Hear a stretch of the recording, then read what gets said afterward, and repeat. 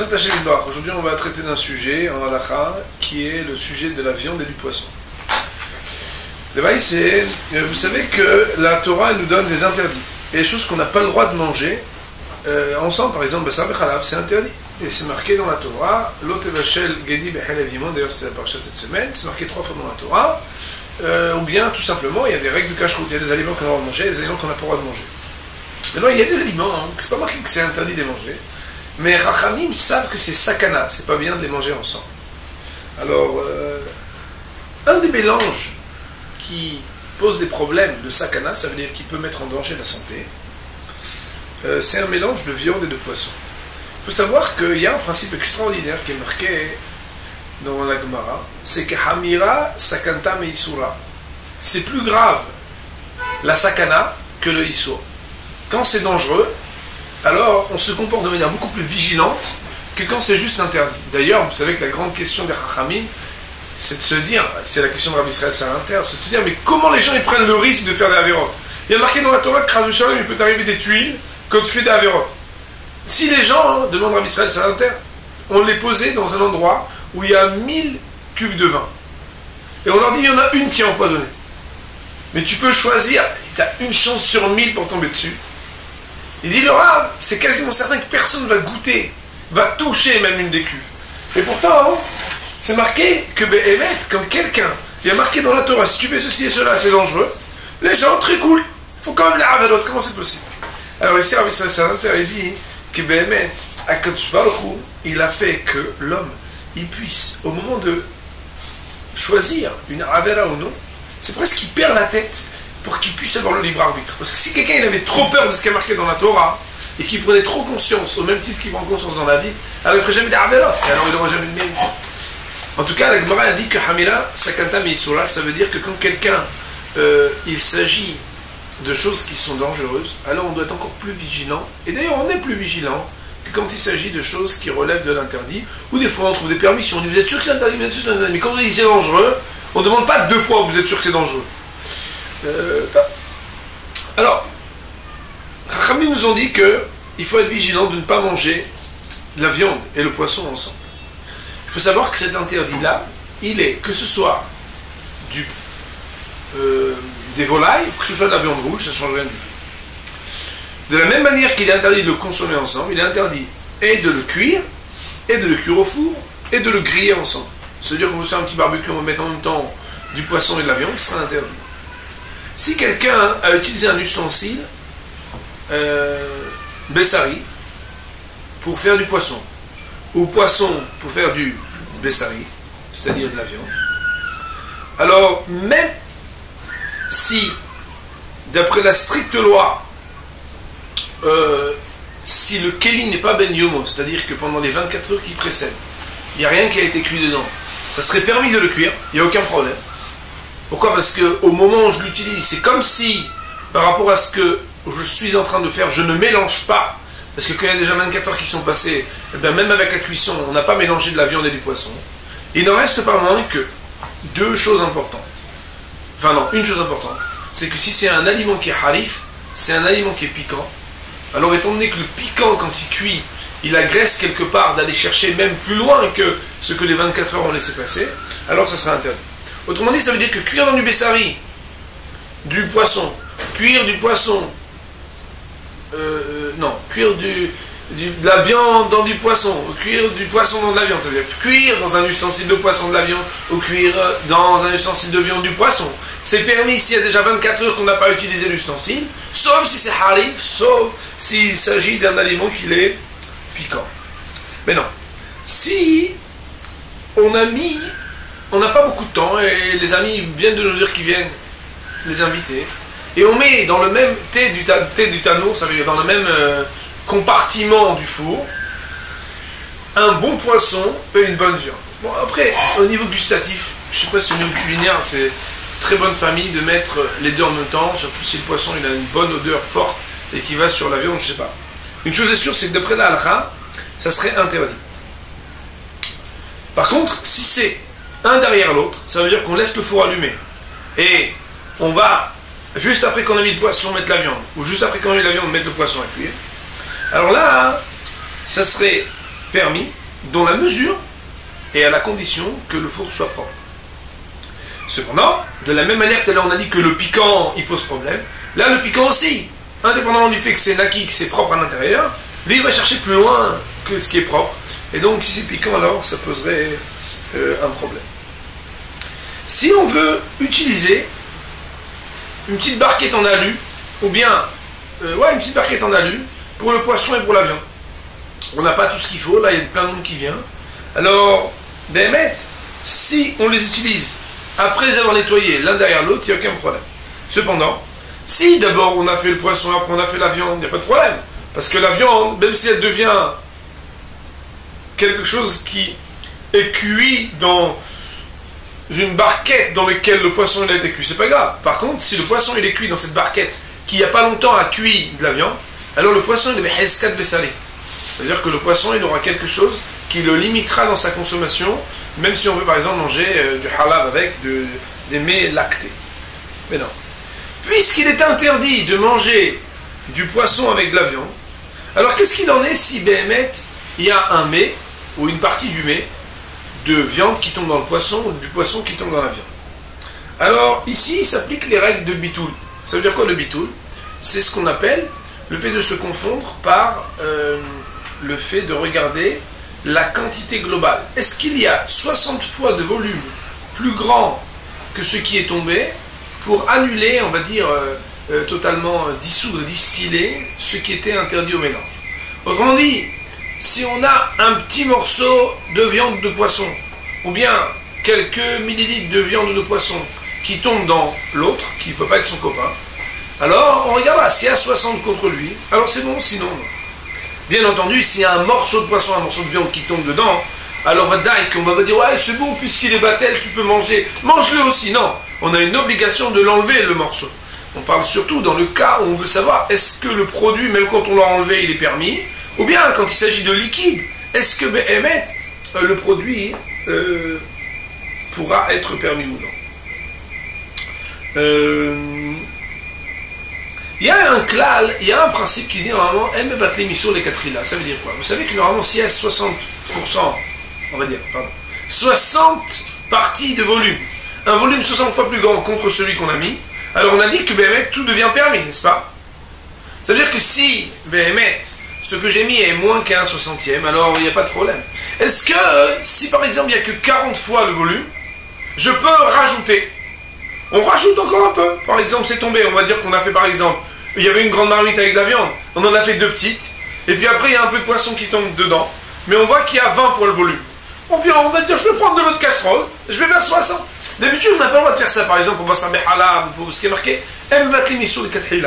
étant donné qu'ici, c'est pas le même ordre d'importance et de gravité. Pourquoi? Parce que c'est pas interdit. C'est ce qu'on appelle sakana, c'est seulement dangereux. Alors, dans des cas, par exemple, où on va beaucoup perdre, parce qu'il y a des poissons qui coûtent très cher, ou bien dans un cas où on a la belle-mère Shabbat, si elle arrive et qu'il n'y a pas le poisson marocain, qu'est-ce qu'elle va nous faire? Alors dans des cas pareils, même si d'habitude on dit qu'on n'aime pas me battre sur les 4 là, alors dans un cas pareil on aura le droit même de faire confondre et distiller par le fait d'ajouter du volume, c'est interdit donc de mélange poisson et viande. Mais non, si quelqu'un il a transgressé l'interdit, qu'est-ce qu'on va faire? Il a cuit la viande et le poisson ensemble. Alors, on va distinguer 2 points importants. Qu'est-ce qu'il en est de l'aliment qui ressort? Alors, chaque aliment sera interdit à la consommation, on n'a pas le droit de le manger.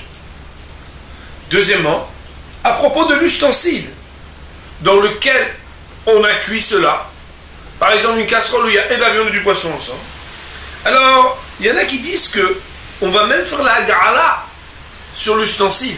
Parce que c'est interdit. Quand tu mets du treif dedans, quelque chose qui est formellement interdit, alors tu es obligé de faire la ga'ala. Il y en a qui disent que on ferait la ga'ala. Cependant, le Kafahaim, et donc ça voudra dire que pour les Sfaradim en particulier, on pourra s'appuyer sur cette opinion. À partir du moment où on laisse pendant 24 heures l'ustensile sans rien faire dedans, alors on pourra se permettre, sans avoir fait de la ga'ala, de pouvoir réutiliser l'ustensile. Est-ce que 2 personnes peuvent manger à une même table, un du poisson et l'autre de la viande? Voilà le maasé que d'habitude, quand il y a 2 choses qui sont interdites au mélange, comme par exemple le bassar et le halal, la viande et le lait, Alors on sait que normalement on n'a pas le droit de manger à la même table, sauf dans un cas où on met quelque chose pour séparer, ou bien un signe distinctif, ou bien une sorte de barrière qui va faire que Béhémet on ne va pas manger. Alors là il y a un hidouche extraordinaire. C'est que bien que normalement quand c'est Bassar Behalal, il faut mettre quelque chose pour distinguer. Ici, étant donné qu'on parle de quelque chose qui est sakana, les gens, même sans barrière, ils font attention. C'est pourquoi, même s'il faut être vigilant, on n'a pas besoin, dans la mesure où on parle de gens qui sont entre guillemets équilibrés et qui savent cet interdit, on n'aurait pas besoin de mettre une barrière, on peut manger à la même table un du poisson et l'autre de la viande. Il est marqué par contre que c'est mieux quand on mange tout seul, alors de ne pas mettre le poisson et la viande à la même table, parce que là, étant donné qu'on mange tout seul, on pourrait être plus susceptible. Ça veut dire que, là, on a appris que Béhémet, même si Bassar Behalav, il faut faire attention et mettre, on va dire, un démonstratif et une petite barrière pour pas venir à manger l'un de l'autre, quand il s'agit de viande et poisson, d'après la stricte loi, quand on est deux, il n'y aurait pas de problème. Pourquoi? Parce que le caractère dangereux, il fait que Béhémet, c'est comme s'il y a une barrière, qu'elle est naturelle, parce qu'on sait qu'ici, on ne rigole pas, c'est dangereux. Alors il faut savoir que, d'après la stricte loi, ça c'est deux hidouchim importants, d'après la stricte loi, c'est permis de mettre sur la même table du poisson et de la viande. Ça veut dire que d'après la stricte loi, il n'y a pas d'un problème. Plus que ça c'est un hidouche encore plus grand, d'après la stricte loi, on a le droit même de manger la viande avant le poisson, autant que le poisson avant la viande. Il n'y a aucune obligation de faire précéder ceci à cela. Cependant, l'habitude, c'est de faire précéder d'abord le poisson avant la viande, et aussi l'habitude est de ne pas mettre sur la même table le poisson et la viande. Ça veut dire qu'en réalité, il faut faire la distinction entre la stricte loi et la humra. Ça veut dire quand on va chez quelqu'un, moi une fois j'ai vu un traiteur, ils ont servi une viande, Zama très classe en France, un truc un peu entrée, après ils ont servi un entremets, après ils ont servi du poisson. Le ma'asé, cette personne-là, on ne peut rien lui dire. Mais Aïka l'a dit, il n'y a pas de problème. De la même manière, des fois, on a des buffets. Et puis, on voit que la personne met un peu de saucisson. Et puis, à côté, il y a du poisson. Et il y a les gens là-bas qui font comme ça. C'est interdit, c'est assaut. Quel interdit? C'est là. Mais Aïka l'a dit, il n'y a aucun problème de le faire. Les Ashkenazim et les Sfaradim doivent faire une différence entre le moment où ils ont mangé de la viande et du poisson. Ça veut dire que normalement, tout le monde est d'accord de dire qu'il faut se nettoyer la bouche. Il y a dans le fait de nettoyer la bouche ce qu'on appelle kinouah be'adaha. Kinouah be'adaha, c'est quoi? C'est ce qu'on appelle, vous voyez par exemple dans les lave-vaisselle, il y a ce qu'on appelle lavage et rinçage. Alors c'est presque la même chose, sauf que ici par exemple, c'est bien de manger quelque chose de dur, qui puisse aller entre les dents, par exemple un petit morceau de pain, qui puisse aller entre les dents chercher, et ensuite faire un petit rinçage. Ça veut dire un petit vin par exemple, si c'est après le poisson, ça peut être bienvenu, ou même un peu d'eau, n'importe quoi, qui vienne nettoyer.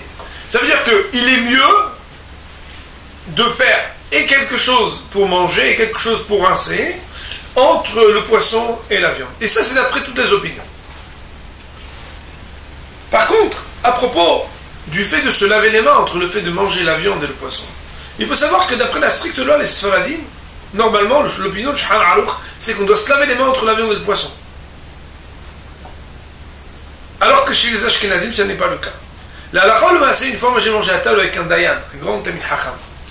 Et on a servi du poisson, et après on sert de la viande, et moi je me lève pour aller me laver les mains, et le rab il se lève pas. Alors je dis qu'il faudra, hila, d'après mes haber, il faut se laver les mains, comment ça se fait, je vais apprendre. Il m'a dit, Na'agoula à quel baiser.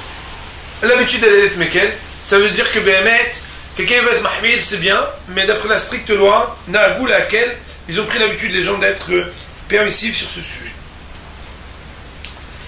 Alors là, il y a quelque chose que je ne savais pas, que ce serait pas bon pour la santé de boire de l'eau après avoir mangé du poisson. C'est-à-dire qu'un celui qui veut boire, c'est bien qu'il coupe d'abord en mangeant quelque chose. Bien entendu, c'est un peu contradictoire avec ce qu'on a dit que le maïs est pour rincer. Et reconnaître qu'apparemment c'est juste pour rincer, ça n'engendre pas les mêmes risques, les mêmes problèmes. Quoi qu'il en soit, comme je l'ai écrit, je vous le ramène, après avoir mangé du poisson, alors il faudrait faire attention de ne pas boire immédiatement après de l'eau.